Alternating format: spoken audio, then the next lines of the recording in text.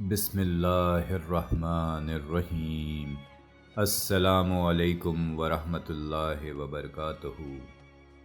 ایک ولی اللہ امامت کے لیے کھڑے ہوئے، چند ہم اثر ساتھی بھی ان کے اقتداء میں نماز ادا کرنے کے لیے کھڑے ہو گئے۔ یہی وہ حضرات تکبیروں سے وابستہ ہوئے قربانی کی طرح اس دنیا فانی سے باہر نکل گئے۔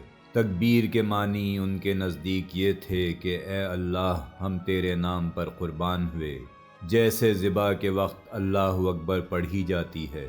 انہوں نے اللہ اکبر پڑھی اور اپنے نفس کا سر کاٹ دیا، جسم شہوتوں اور حرص سے چھوٹ گیا، بسم اللہ کے ذریعے نماز میں بسمل ہو گیا۔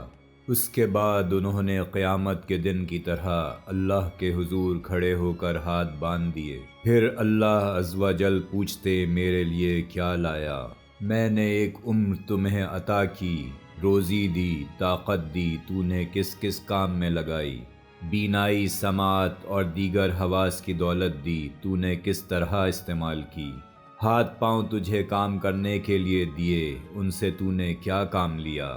قیام کی حالت میں اللہ تعالیٰ کی طرف سے ایسے متعدد سوال ہوتے رہے۔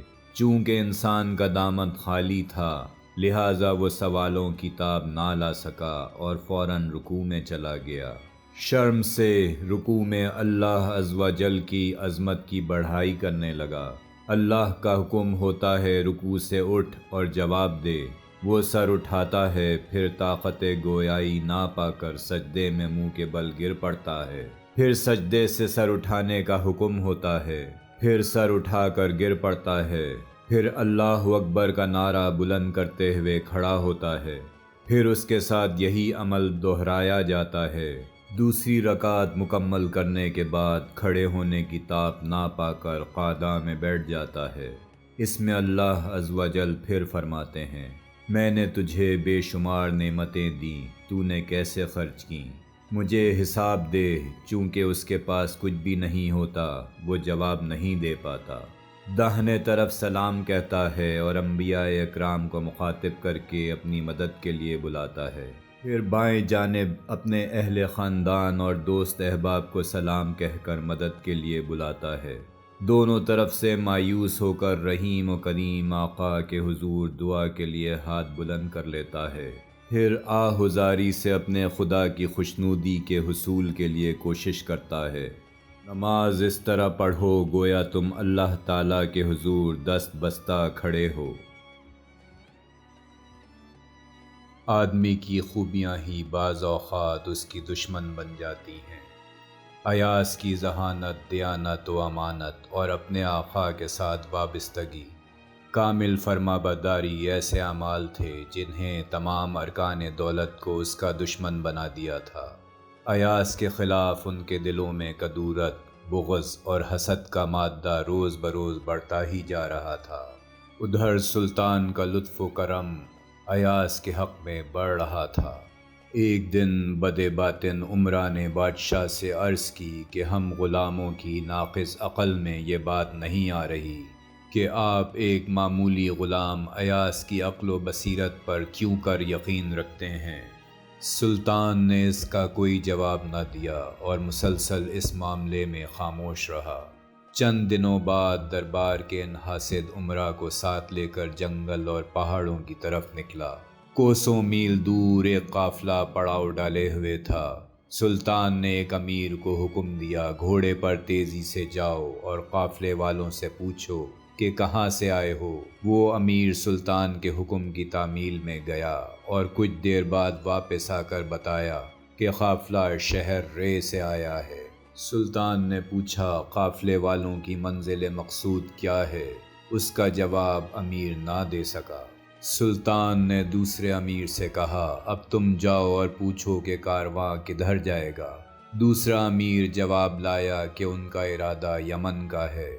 بادشاہ نے اس سے پوچھا، ان کا ساز و سامان کیا ہے؟ اس بات کا جواب وہ نہ دے سکا۔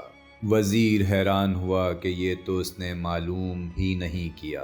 بادشاہ نے ایک اور امیر کو بھیجا اور حکم دیا کہ دریافت کرے کہ ان کے پاس کیا سامان ہے۔ اس نے واپس آ کر کہا کہ ان کا سامان رے کے برتن ہیں۔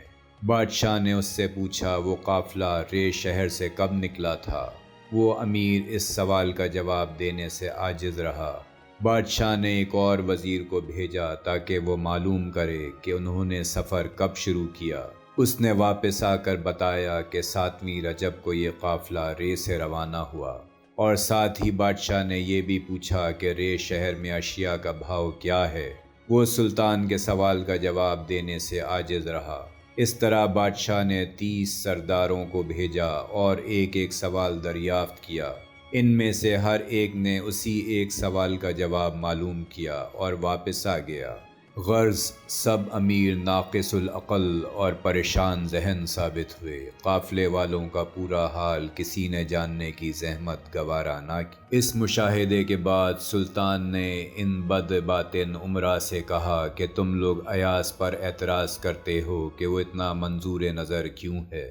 سلطان نے ان پر ایک معنی خیز نظر ڈالی اور کہا میں تم سے پہلے ایاز کا امتحان لے چکا ہوں۔ میں نے اس کو دریافت کرنے کے لیے بھیجا کہ قافلہ کہاں سے آیا ہے۔ وہ گیا اور قافلے کا سارا حال دریافت کر کے واپس آیا۔ میں نے اس سے جو سوال کیا اس نے تسلی بخش جواب دیا۔ جو معلومات تم 30 آدمیوں نے 30 پھیروں میں فراہم کی، اب تمہیں پتہ چل گیا کہ میں اس کی اتنی قدر کیوں کرتا ہوں۔ یہ سن کر سب امیروں کے چہرے شرم سے پانی پانی ہو گئے۔ انہوں نے اپنی گستاخی کی معافی چاہتے ہوئے کہا کہ بے شک ہم ایاز کی برابری نہیں کر سکتے۔ ایاز کی فراست، قابلیت، ذہانت خدا داد تھی۔ تو میرے دوستوں، حسد ایک ایسی بیماری ہے کہ اس سے ہمیشہ ہمیں بچنا چاہیے۔ امید کرتے ہیں کہ آپ کو ہماری یہ ویڈیو پسند آئی۔ اپنی قیمتی کمنٹ سے ہمیں آگاہ کریں۔ اگر آپ نے ہمارا چینل سبسکرائب نہیں کیا تو مہربانی فرما کر ابھی اس کو سبسکرائب کریں اور بیل آئیکن پر ضرور کلک کریں۔ اپنا خیال رکھیں۔ اللہ حافظ۔